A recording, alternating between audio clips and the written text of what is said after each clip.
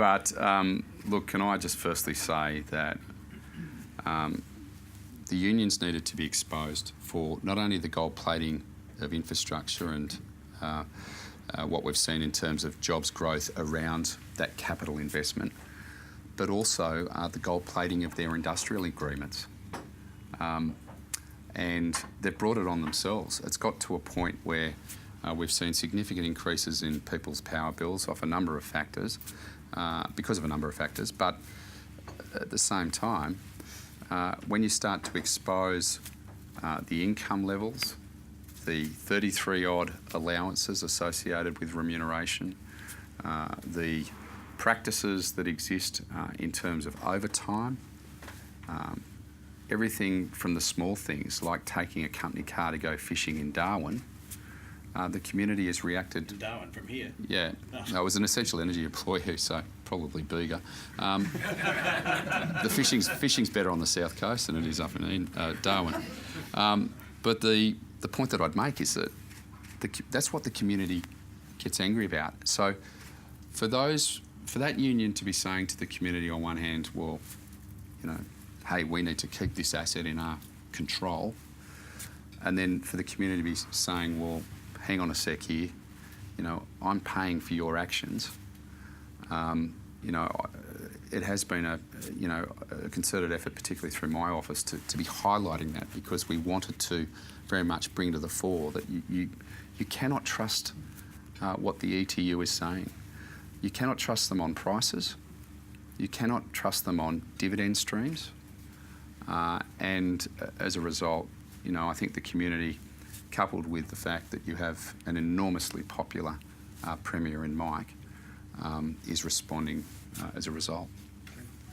You made the comment about ongoing reform in the second term. Just on electoral reform, is there the prospect of actually getting the rules changed such that these kind of statements will in fact not be allowed going forward? It's enormously tricky. We've heard a debate throughout this campaign about truth in advertising.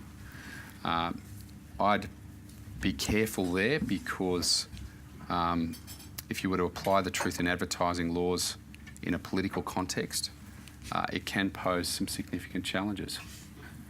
What constitutes, a lie, what doesn't, it's open to interpretation.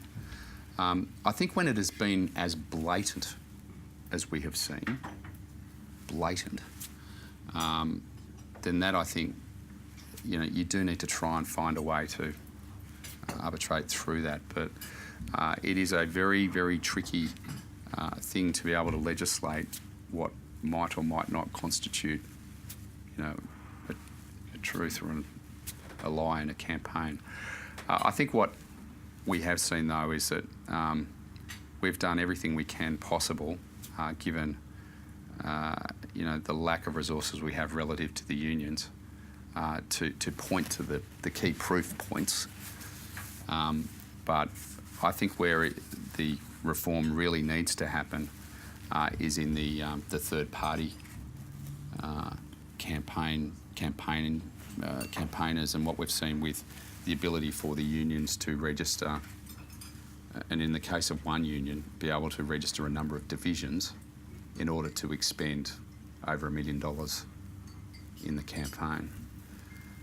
That, to me, is where you need the reform process. We, in our first term, sought to ban union donations because of the very obvious affiliation that exists between the Labor Party and the union movement. And, of course, they successfully went to the High Court and got that legislation overturned, which is why it becomes near impossible for us to move to a full public funding model. So, look, there's no doubt, in terms of campaign financing reform, it's got to happen and will continue to happen. Mike started the process. He's certainly started an enormous process and change within the culture of government, following what we've seen over recent years. The fact that I'm reading about myself on the front page of the Herald this morning is as a result of me publishing my diary. I think that's an important thing for the community. I don't like the context in which it's been portrayed, but I do not have any problem with the way in which ministers have to be open and accountable around their meetings. We don't have to necessarily disclose what has been discussed at a meeting, given obvious commercial and sometimes political sensitivities, but I do think it's an important process which is working. Andrew, John Graham. Hopefully things will go well for you on Saturday. That will mean you'll be in power for 4 years.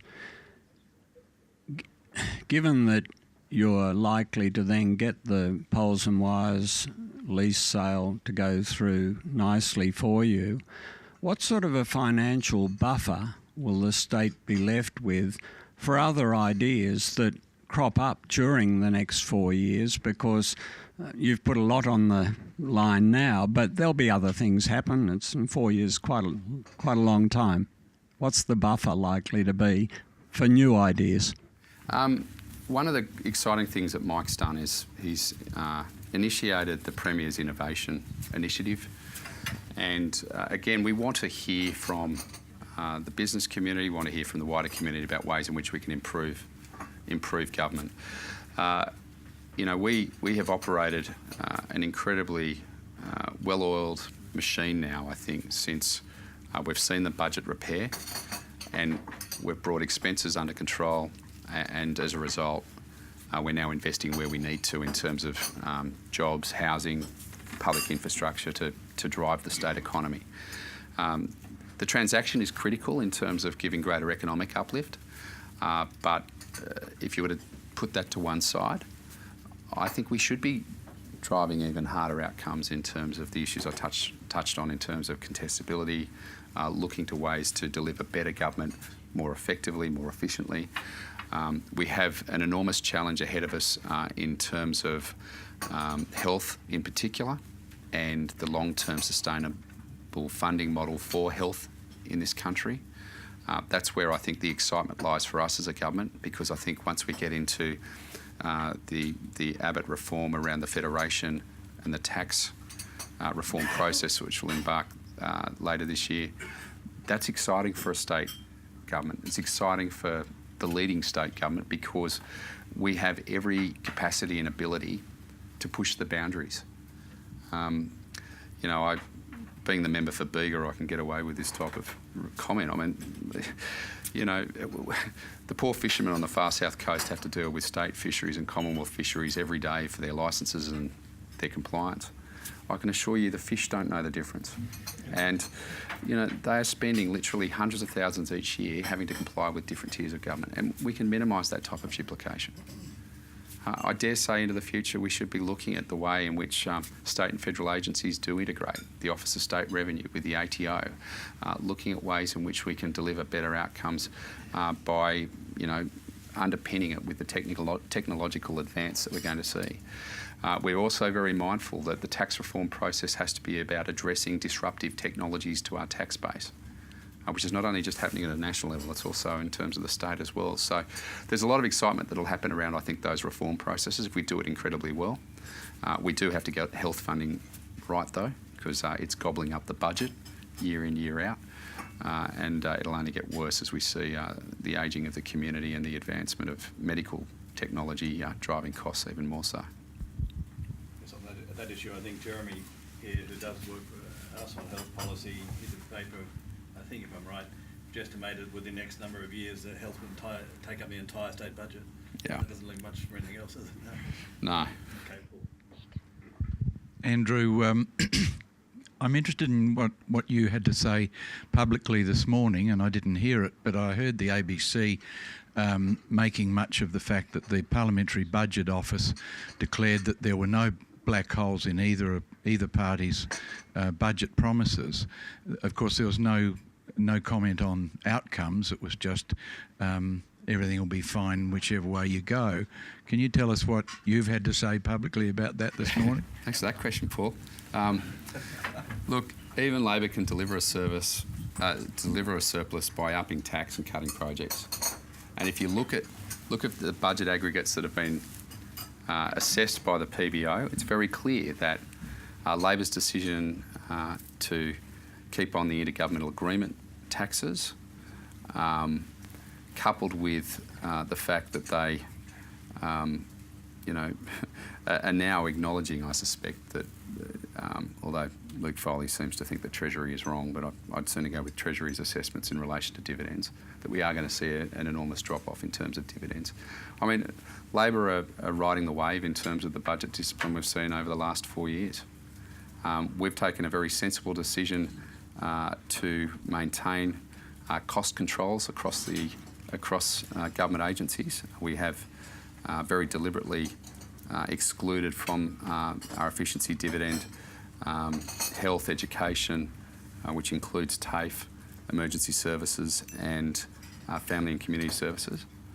But we should always be striving for more innovative ways to do it, and I think the application of an efficiency dividend driven centrally is one way for us to achieve that outcome.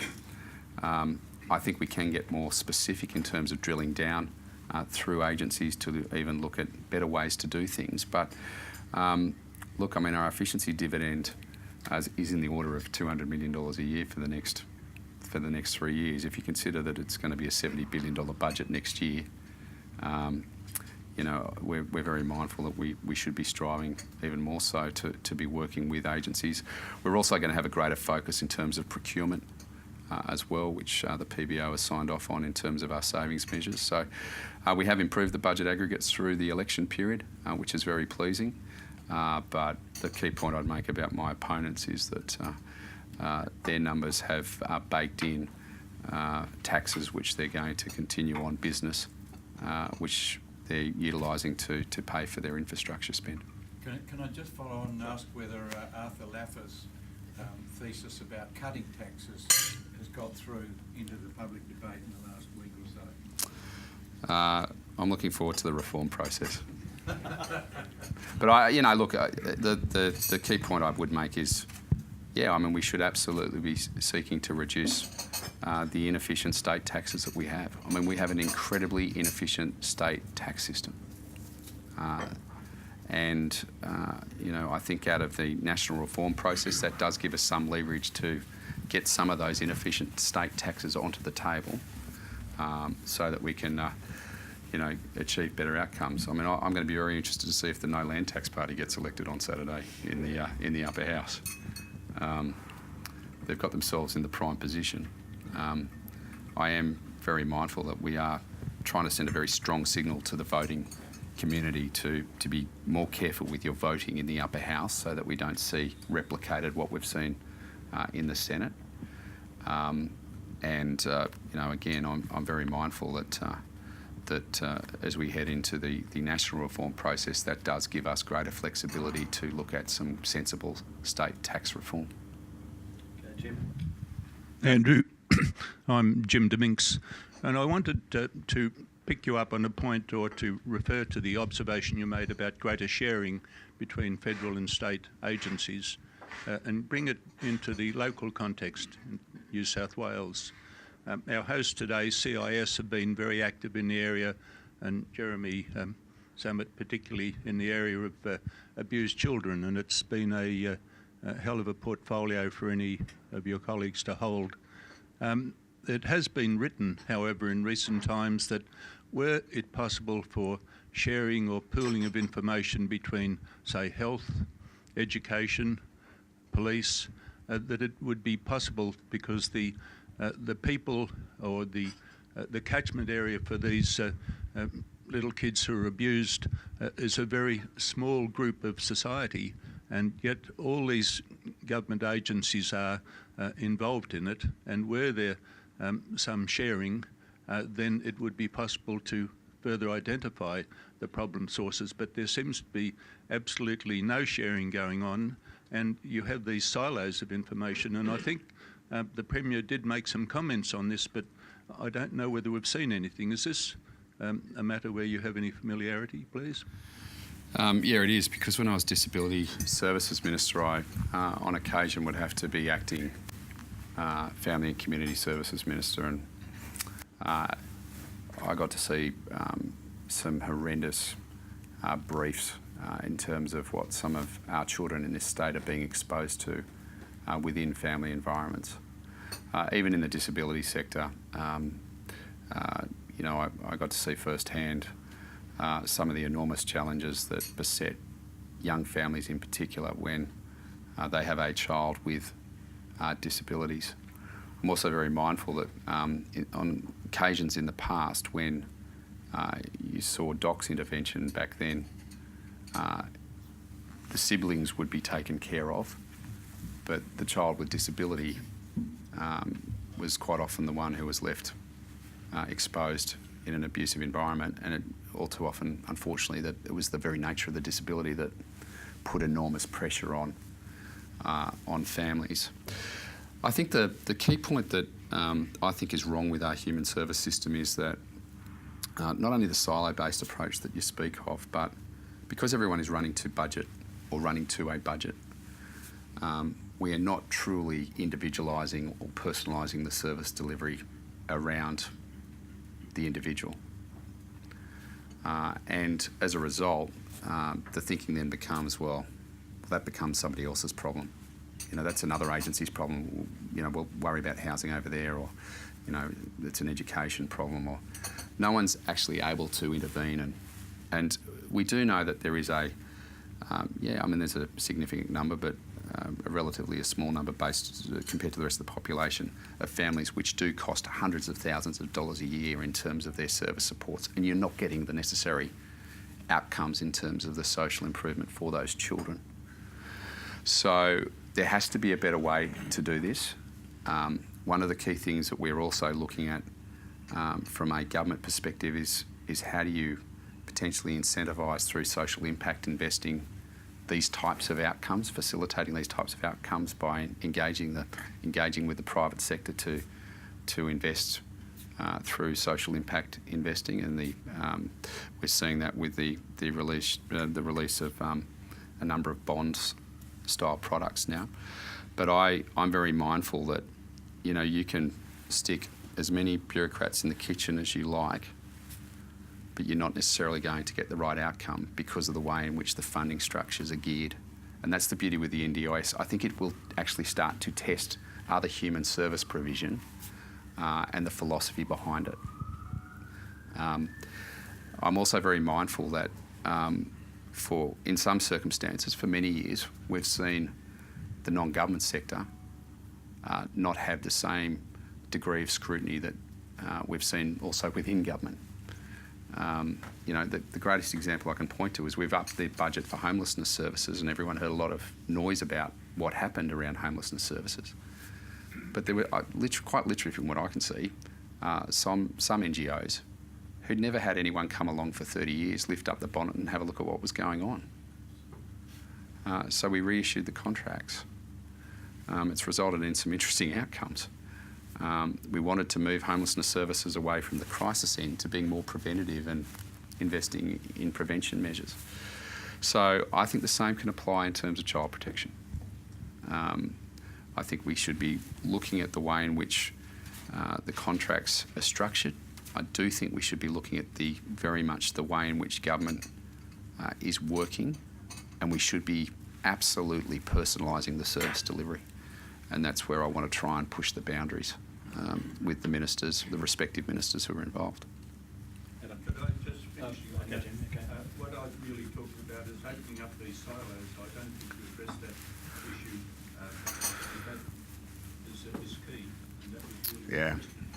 It's a big challenge because, as I said, because of the way in which the budget setting measures are applied, we're struggling to overcome that point. I mean, we have merged, for instance. Yeah, that's right. But we have seen examples with that with, for instance, in family and community services, where we're now starting to completely realign the responsibilities within government around districts and pulling agencies together so that they're actually sitting together and talking together around individual case management. But it's not perfect by any stretch. And I need to find a way forward. Thank you, Minister. Adam Crichton from The Australian. Just two quick ones. You mentioned tax reform. I'm just wondering what specific changes you would like to see if your government were elected, and not necessarily super specific, but just kind of broad areas. And then secondly, I'm sorry to ask you about the infamous UBS note, but there's a lot of confusion as to what the government's role was in the decision of UBS to re-release that note last Tuesday. And I'm just wondering what if any, a role you or your office had in relation to UBS's decision to change the note? Adam, I answered these questions in a press conference yesterday. Unfortunately, you weren't there. In terms of, what was your first issue? Tax reform. Look, the point I'd make in relation to tax reform is that we're going to have a small window of opportunity following the election to participate in the white paper process of the Commonwealth, which we will do. Bottom line, our key message here is that we think Australians pay too much tax into an unfair system. And we've argued consistently with the Commonwealth in relation to vertical fiscal imbalance. We will continue to have that argument with them. Mike as Treasurer was arguing consistently we deserve greater share of the income tax base in this country in order to meet our core service requirements. So I would like to see greater efficiency in some of the state-based taxes. I can't do state-based tax reform unless there's a national reform process underway, because we've only just returned the budget to surplus. In terms of the UBS report, look, I agree with ASIC and what has been said in the past 24 hours, I'm not going to comment any further in that regard. Treasurer, I was just going to ask you, Matt Wade from the Sydney Morning Herald, there's been a lot of debate about electricity dividends over the last couple of weeks, more than I would have expected in any election campaign. But the Australian Energy Regulator has made a draft determination about the future, and there's been a lot of debate over the future of revenue from those electricity assets. What's the government's latest thinking on whether that draft ruling will stand? And would you prefer the regulator to be less stringent than they've currently decided? Okay, how's the Herald going to write up my answer? Was the first question. I wish you'd talk to Sean. Look, I think there's a couple of things. The criticism levelled at me because I have incorporated the half-yearly baseline into our numbers around dividends. I think is a bit unfair. You don't make a choice. No, well, there's no other choice. This is what the PBO assesses, and we cannot speculate about what might or might not happen, hopefully in a month or so's time, in terms of the commencement of the process and the next budget, around what the regulator will ultimately determine and what might or might not happen around a transaction. I think that criticism is unfair. I have, of course, tried to get the press gallery to focus on the fact that it's not a $1.7 billion per annum dividend flowing to government. The other point to your question, just remind me. Would you like the AER to be more stringent? Yep. Look, I found it interesting that Luke Foley has come out in full support of the draft determination, because that, and I took great delight in this. Last weekend I was at the Bemboka show. It's a great little country show at the back of the Bega Valley, and an ETU rep was there with the Labor candidate, and he thought, great, here's my opportunity to shirt front the Treasurer of the State, who was just being a country local member. And he came up and he said, why are you privatising our assets? And I said, well, look, do you know the difference between a sale and a lease? And then I got talking to him about the regulator. And I made the point to him that Luke Foley had come out in full support of the draft determination and that 1,600 jobs were on the line at Essential. He knew that Essential wasn't being leased. He decided to leave the showground to go home and look it up on the computer instead of handing out his pamphlets. He was that concerned. So I think the ETU leadership has done a disservice to their members in terms of their approach around the regulatory reset. The government wants to see a sensible glide path, absolutely. And I think in terms of these employees, yes, we all must acknowledge they are inefficient.